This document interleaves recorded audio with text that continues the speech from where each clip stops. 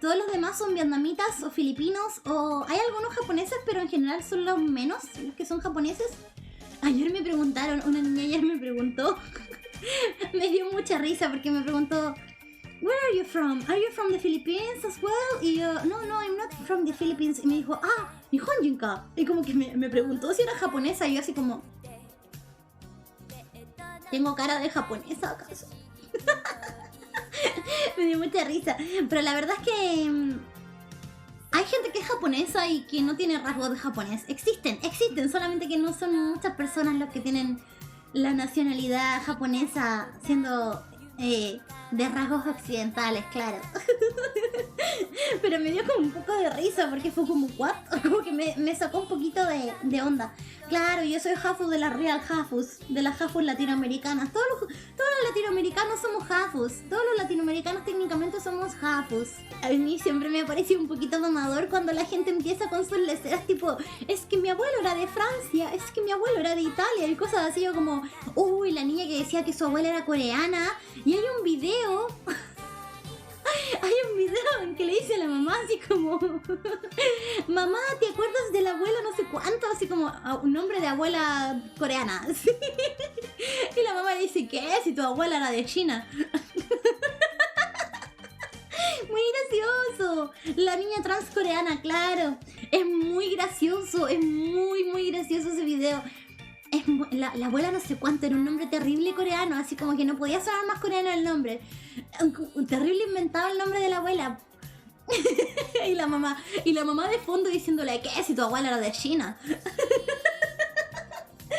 Bueno, la cosa es que mi papá en verdad no es de Chule, técnicamente sí, pero llegó cuando tenía 5, pero yo siempre encontraba tan mamador andar diciendo que ay, es que mi familia europea y la verga, y que yo como que nunca lo hablaba mucho, pero técnicamente mi papá es de, bueno, mi papá era de Holanda, pero en realidad vivió ahí hasta los 5 años nomás, así que no cuenta.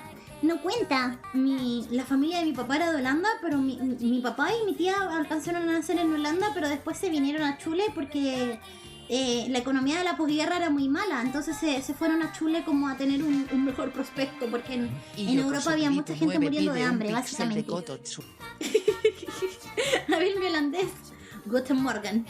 Guten Morgen, Corralín. No, en realidad no sé nada, chicos. Solamente sé decir Sprite de Deutsch, que significa habla usted alemán, y Guten Morgen, que significa bueno, buenos días, y Strugenbachen, que yo no sé lo que significa, pero mi tío siempre decía Strugenbachen.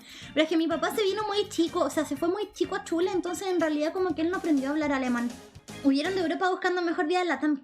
Increíble, ¿cierto? Como que suena muy increíble, pero claro, como que si en verdad te estás muriendo de hambre y puedes como tener una vida un poco miserable, pero sin que se mueran tus hijos de hambre, como que, pucha, no hay mucho por dónde perderse. Strugenbachen, exactamente. Suena gracioso, pero pucha, así era la economía de la posguerra, en verdad, para la gente pobre sobre todo, yo creo que tiene que haber sido muy terrible. En todo caso, mi familia, aparte de ser rubios, no tienen ninguna otra cosa que haga que se vean evidentemente extranjeros. Se ven como chilenos normales, pero rubios. De hecho, yo soy de las pocas primas que no somos rubios. Claro, mi familia es el rubios. Claro. Pero a mí no me tocó, yo salí más a mi mamá en realidad. No soy muy parecida a mi papá, que les diga. Mis rasgos de oveja sureña los saqué de mi mamá. La familia de mi mamá es del sur, de Chule. Y mi papá pues del norte del mundo. Esos mechones te delatan. Estos mechones están hechos con blondor. La vieja Cotone tenía una granja, y en su granja tenía un montón de otakus,